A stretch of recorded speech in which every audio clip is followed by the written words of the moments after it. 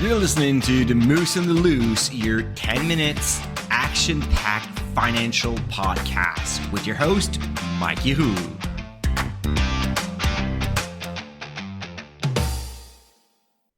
Hey, Market Moose, Mike from The Moose and the Loose. I hope you're doing well on this Tuesday. Today, I have a question for you.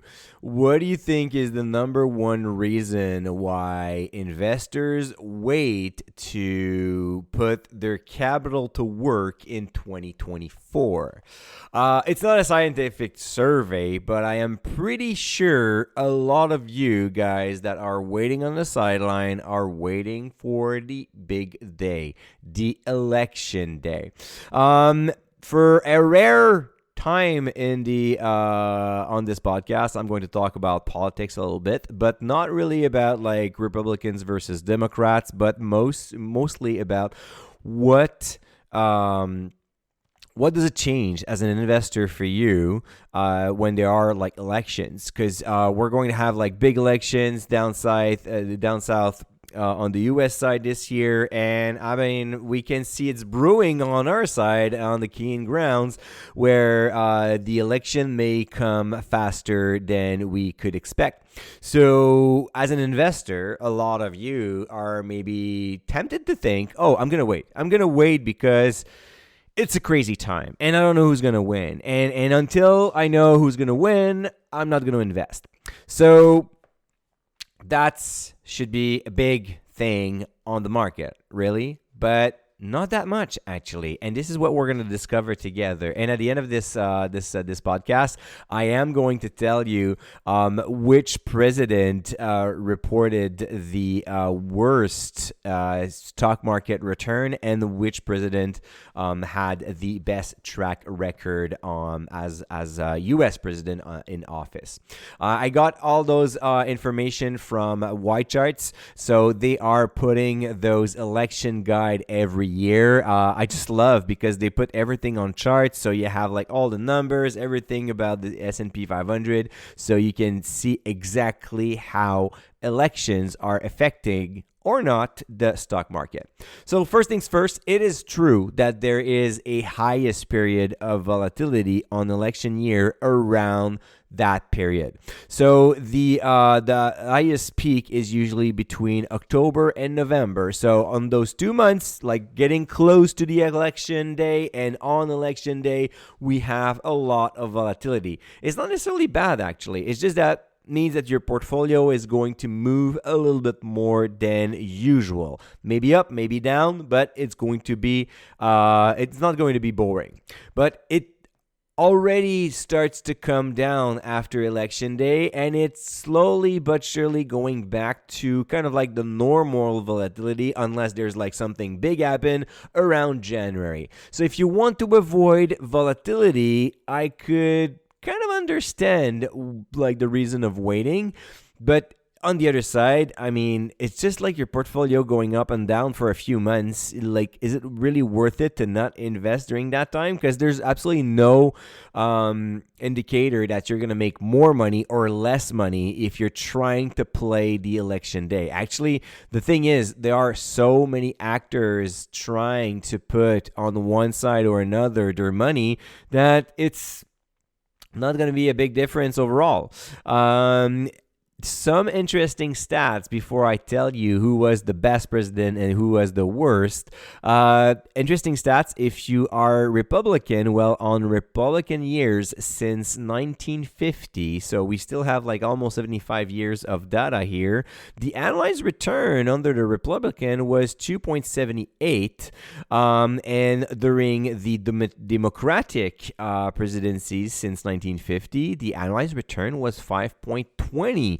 So a little bit better a lot better for the Democrats versus Republicans. But what is really interesting is during that period, if you just forget about who's running the country, the annualized return overall of the S&P 500 during all presidencies combined, it's 8.13. So what you really want is to be in the market, no matter who runs the country, country. And those stats are great on the US side, but I'm pretty sure that it will be very close to what we're going to see in Canada as well.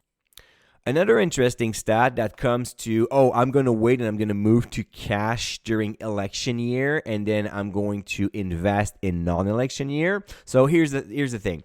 Between, again, 1950 and today, the S&P 500, if you invested only in years that there were no election, so every 4 years you would get back on cash during that year just to wait off on that volatility, the annualized return would be 6.32. Which is not that bad, but again, the S&P 500, if you stayed invested during the entire time, no matter if it's election year or not, no matter if it's Republican or Democrats, well, you get that 8.13% annualized return, which during that period, I want to highlight, it includes the stagflations, it includes high interest rates, inflation, the tech bubble, the financial crisis, the COVID. I mean, name it. I mean, we had everything between 1950 and 2024, right? And still 8% annualized return. And if you went back, you lost 2% per year. Kind of crazy. Just because you were afraid of a little bit of like a bumpy road during a year of election or maybe a few months. So I know that I say that every single show, but staying invested, my friend, is definitely the key.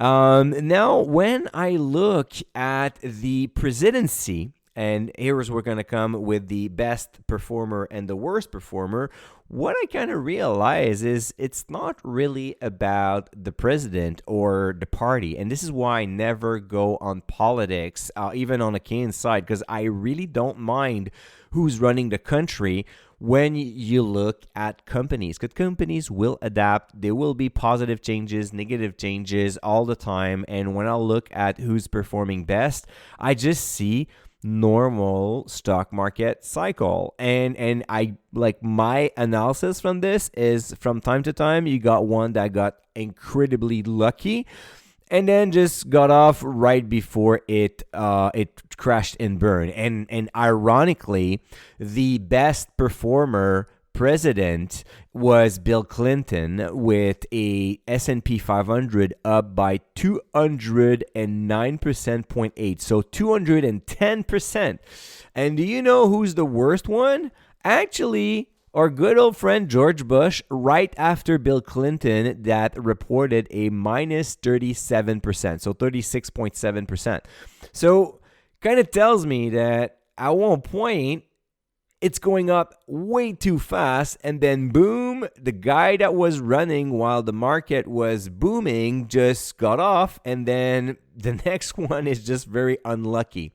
If you look at what happened before Clinton, which is also very interesting, is the Republican Party under Reagan reported 118% return, and then Bush the father reported 52%. So back to back, you have 118 plus 52 plus 210 for Clinton, and then boom. I mean, Bush just didn't get lucky at this point, right? And he got like the World Trade Center attack.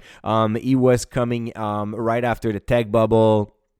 He got the financial crisis, and then look who's coming after, Obama plus 181, but he came to office right at the end of the financial crisis. I mean, what a perfect timing on the stock market to get in when the market is about to explode, right?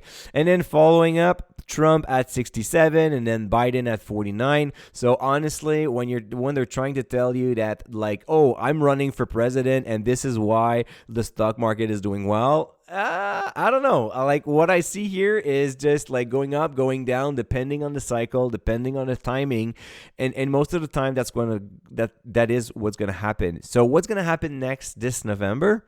I really don't mind. I'm not going to change. And I have like a little bit more than 50% of my portfolio invested in US stocks. I didn't change anything this year. I'm not going to change anything right now. And I don't expect to change anything early in 2025 when there's a new president that comes into office, regardless if it's Republican or Democrats. I have little interest in that because I have all my focus geared towards companies generating money. And if they don't generate money, well, then I'm going to look at other companies that will find a way under whatever presidency to find growth vectors. And that's pretty much it. So instead of staying on the sideline, I mean, you're losing like several percent of returns. There's a huge opportunity cost to avoid some volatility. So I would really tell you to reconsider why you stay in cash right now, because really it doesn't have like the impact that you believe it does. And those are the facts. It's not an opinion. It's just simply what's going on the stock market.